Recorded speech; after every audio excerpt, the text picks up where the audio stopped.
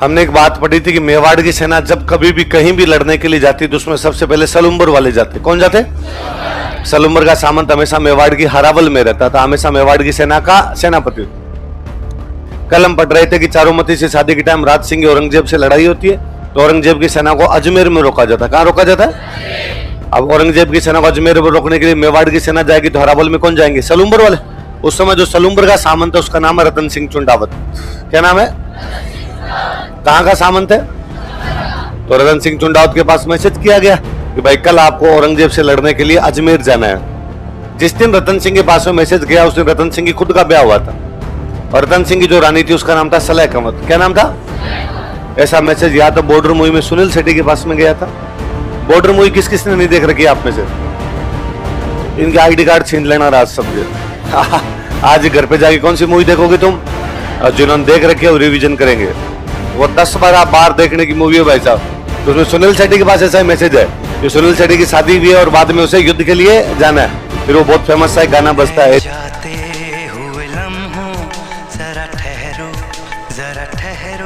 हुए लम्हों जरा ठहरो। तो वैसा मैसेज और किसके पास गया था? और रतन सिंह को कहा भाई कल आपको अजमेर युद्ध करने के लिए जाना है। किसके खिलाफ? औरंगजेब। रतन सिंह ने कहा भाई ये क्या तरीका है? राज सिंह अपना ब्याह के चक्कर में मेरा ब्याह क्यों बिगाड़ रहे हैं? राज सिंह को यदि चारुमती से ब्याह करने जाना तो मेरा भी तो आज ब्याह हुआ है, हमारे घर में भी शुभ दिन है और राज सिंह ऐसी बातें कैसे कर सकता है? तो रतन सिंह ने कहा मैं नहीं जा रहा युद्ध करने के लिए। उसकी रानी का नाम क्या है? सलेह कंवर। हाड़ी रानी है बूंदी की। कहाँ की है? बूंदी की जो रानी होती है उनको हाड़ी रानियां बोलते हैं। पढ़ा था हमने।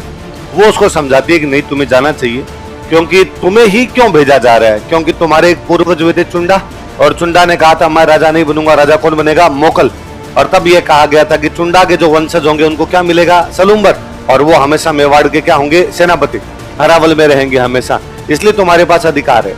यदि तुम नहीं जाओगे तुमसे अधिकार छीन लिया जाएगा और आने वाली जो तुम्हारी पीढ़ियां होगी वो इस बात के लिए थू थू करेगी तुम पे कि हमारा एक बड़ का बीच में बेलखना निकल गया था, इस वजह से हमसे कौन सा अधिकार छीन लिया गया? अरावल का, सेनापति का अधिकार छीन लिया गया।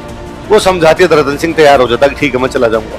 अगले दिन रतन सिंह जब सेना लेकर रवाना होता है तो जैसे घोड़ों पर बैठ के रवाना हुए में उस रानी का महल आ गया सलेह कंवर का।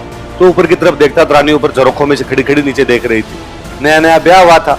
तो रतन सिंह अपना घोड़ा रोकता है, पास में फौजी खड़ा था, उसको कहता ऊपर जा और ऊपर जाके रानी से मेरे लिए कोई निशानी लेके आ। क्या लेके आ?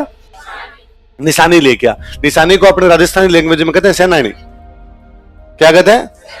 निशानी को अपने राजस्थान लैंग्वेज में क्या कहते हैं? उसने कहा मेरे लिए कोई क्या लेके आ? तो सेनानी लेके आ। उसको लगा कोई चूड़ियां कोई अंगूठी कुछ दे देगी तो टाइम पास करेंगे युद्ध में देख के। रानी की याद आए उसको। वो ऊपर गया, उसने ऊपर जाकर भाई नीचे रतन सिंह जी खड़े हैं और क्या मंगवा रहे हैं आपकी? कोई सेनानी। सेनानी मतलब निशानी।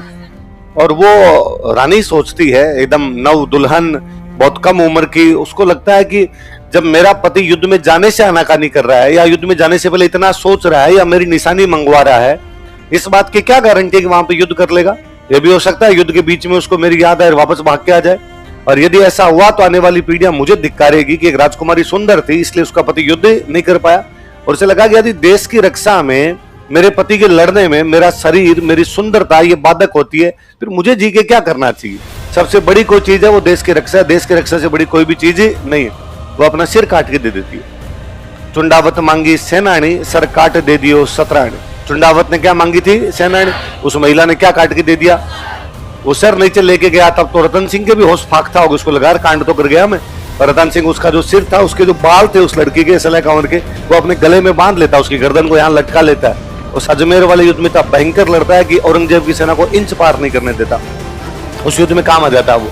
जब राजसमंद झील बाद में बन गई थी, राज सिंह जी और चारुमती एक दिन राजसमंद झील के पास में बैठकर राज सिंह जी चारुमती को बता रहे हैं कि अपनी शादी से पहले किस किस प्रकार की दिक्कतें आई थी। और राज सिंह जी कहते हैं और रतन सिंह उस युद्ध में लड़ता हुआ मारा गया। और वो चारुमती कहते हैं अरे फिर क्या हुआ?